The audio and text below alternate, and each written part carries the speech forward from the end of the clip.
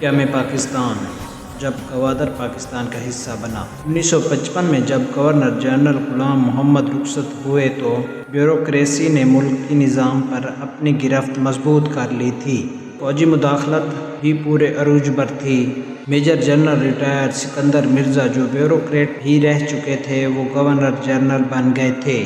یوں عملی طور پر حکومت فوجی اسٹیبلشمنٹ کے قبضے میں چلی گئی۔ سکندر مرزا طویل عرصے تک حکومت کرنے کے خواہش مند تھے۔ انہیں لگتا تھا کہ اگر وہ اپنے دوست army chief general Ayub Khan کو اقتدار میں شریک کر لیں تو ان کی خواہش پوری ہو سکتی ہے، تو انہوں نے ایسا ہی کیا۔ تاریخ کے ریکارڈ کو درست رکھنے کے لیے آپ کو بتاتے چلیں کہ سکندر مرزا بھی میر جعفر کے پڑپوتے تھے، وہی جعفر جس نے بنگال میں انگریزوں کو راستہ دینے کے لیے نواب سراج الدولہ سے غداری کی تھی۔ سکندر مرزا کا دور پاکستان کی جمہوریت کے لیے جگ ہنسائی کا دور تھا۔ سکندر مرزا نے صرف 3 سال میں 5 وزرائے اعظم کی چھٹی کروا کے وزارت عظمیٰ کی کرسی کو ایک مذاق بنا دیا۔ کہتے ہیں کہ اس پر بھارتی وزیر اعظم نہرو نے کہا تھا کہ میں اتنی دھوتیاں نہیں بدلتا جتنی پاکستان میں وزیر اعظم بدلتے ہیں۔ سکندر مرزا کا پہلا شکار وزیر اعظم محمد علی بوگرا تھے، جنہیں ہٹا کر ایک بیوروکریٹ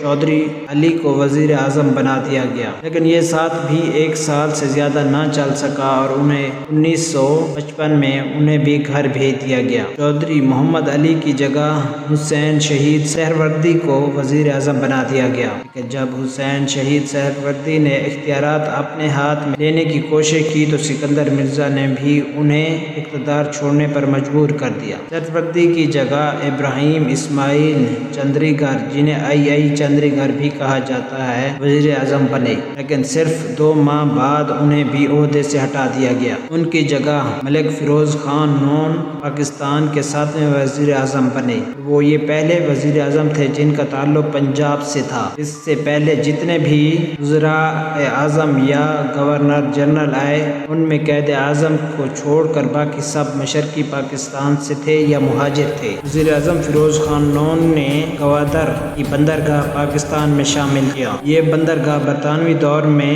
عرب سلطنت عمان کو دی گئی تھی۔ ملک فیروز خان نون نے عمان کو $1 کروڑ کی رقم ادا کی اور گوادر کو پاکستان میں شامل کیا۔ کہتے ہیں کہ نواب اکبر بگٹی نے مذاکرات میں اہم کردار ادا کیا تھا۔ جن وزرائے اعظم کو سکندر مرزا اپنی تفریح و تباہ کے لیے آئے روز فارغ کر رہے تھے، ان میں سے ایک چودھری محمد علی تھے، جنہوں نے جاتے جاتے بھی پاکستان کا 1956 کا آئین ہی مکمل کر دیا تھا۔ پاکستان کے اسی پہلے آئین کے تحت سکندر مرزا گورنر جنرل سے پاکستان کے پہلے صدر بنے اور پاکستان اسی آئین کے تحت ملکہ برطانیہ کے تسلط سے پوری طرح نکل کر ایک آزاد اور خود مختار ملک بن گیا۔ ادھر آئین بنا، ادھر ملک میں انتخابات کا ماحول پیدا ہو گیا۔ یہ بات پاکستان کے لیے خوشی کا باعث تھی، لیکن سکندر مرزا اور ایوب خان کے لیے یہ بڑی دکھ کی بات تھی۔ مرزا اور ایوب دونوں جانتے تھے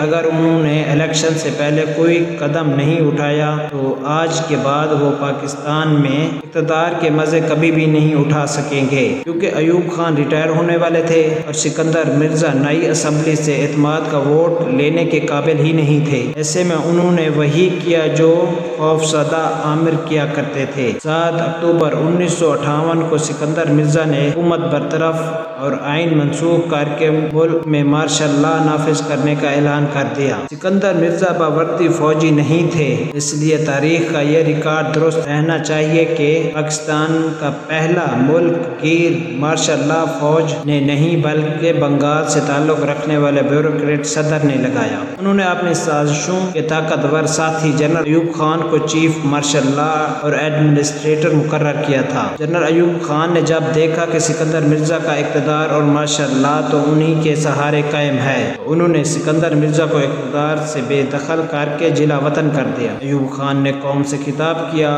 ملک گیر مارشل لا کا باقاعدہ اعلان کیا اور یوں پاکستان میں جمہوریت کی جگہ میرے عزیز ہم وطنوں کی شروعات سے ہو گئی۔ شجاع نواز نے اپنی کتاب کراس روڈز میں لکھا کہ جنرل ایوب خان کو پاکستان پر مسلط کرنے والے بھی سکندر مرزا تھے، کیونکہ جب پاکستان میں انگریز جنرل کی جگہ مقامی جنرل کو آرمی آرمی چیف بنانے کی بات چل رہی تھی تو سکندر مرزا وزیر اعظم لیاقت علی خان کے سیکرٹری دفاع تھے۔ انہوں نے ہی وزیر اعظم کو قائل کیا کہ junior most general Ayub Khan کو پروموشن دے کر آرمی چیف بنایا جائے۔ شاید یہی وجہ تھی کہ سکندر مرزا سمجھتے تھے جنرل ایوب ان کے احسانات تلے دبے رہیں گے، لیکن وہ یہ بھول گئے کہ طاقت کی جنگ میں اخلاق نامی کوئی ہتھیار نہیں ہوتا۔ سکندر مرزا کی بدقسمتی دیکھیے کہ کبھی وہ پاکستان کے سیاہ و سفید کے مالک تھے، ہر چند ماہ اپنے موڈ کے مطابق وزیر اعظم تبدیل کر دیتے تھے، جلا وطنی کے بعد انہیں وطن کی مٹی بھی نصیب نہ ہو۔ سکندر مرزا نے 1969 میں لندن میں وفات پائی اور ایران کے دارالحکومت تہران میں دفن ہوئے۔ جب تک زندہ رہے انہیں ملکہ برطانیہ سے وظیفہ ملتا رہا کیونکہ وہ اسی کے وفادار تھے۔ اب پاکستان میں سکندر مرزا کا نہیں جنرل ایوب خان کا دور شروع ہو چکا تھا۔ ایوب خان کے مارشل لا کو بہت سے لوگ پاکستان کی ترقی کا سنہری